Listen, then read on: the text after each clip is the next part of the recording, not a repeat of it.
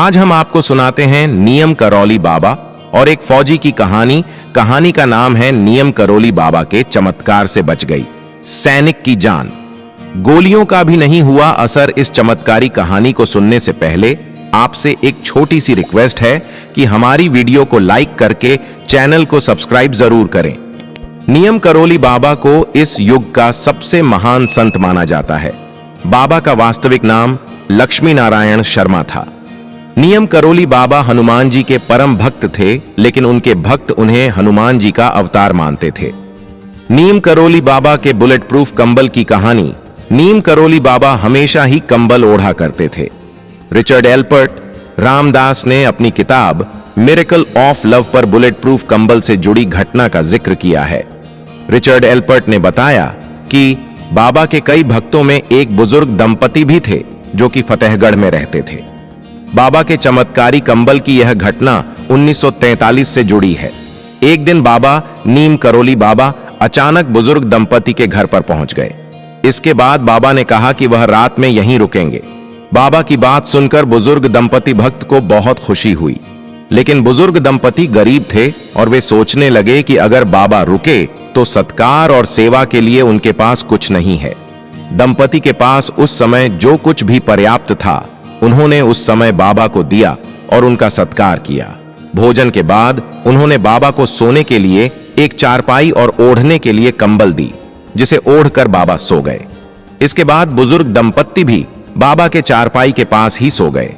बाबा कंबल ओढ़कर सो रहे थे और ऐसे कराह रहे थे जैसे उन्हें कोई मार रहा है। दंपति सोचने लगे कि बाबा को आखिर क्या हो गया। जैसे तैसे रात बीती और सुबह हो गई।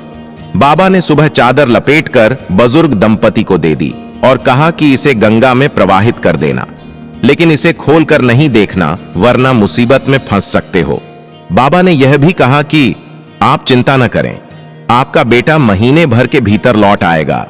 दंपति भी बाबा की कही बातों का पालन करते चादर को गंगा में प्रवाहित करने के लिए ले जा रहे थे। चादर लेकर जाते समय दंपति को ऐसा महसूस किया हुआ कि चादर में कुछ लोहे जैसा सामान है, लेकिन बाबा ने तो खाली चादर दी थी। बाबा ने चादर खोलने को मना किया था, इसलिए दंपति ने बिना उसे खोले वैसे ही नदी में प्रवाहित कर दिया। बाबा के कहेनुसार 1 महीने बाद बुजुर्ग दंपति का बेटा भी बर्मा फ्रंट से घर लौट आया।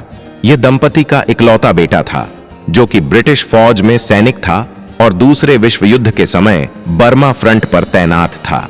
बेटे को घर पर देख बुजुर्ग दंपति की खुशी का ठिकाना नहीं रहा, लेकिन बेटे ने अपने माता पिता को ऐसी घटना के बारे में बताया जिसे सुनकर वो हैरान रह गए।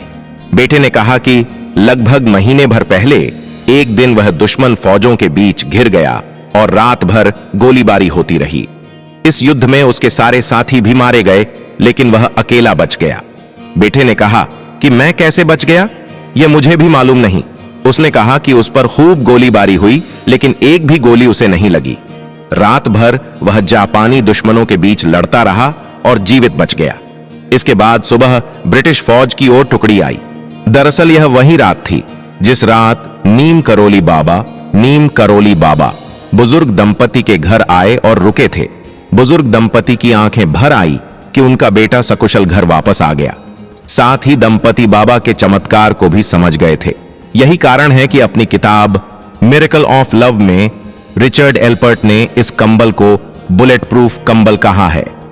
आज भी कैंची धाम स्थित मंदिर नीम करौली बाबा आश्रम कैंची धाम में बाबा के भक्त कंबल चढ़ाते हैं। बाबा खुद भी हमेशा कंबल ओढ़ा करते थे।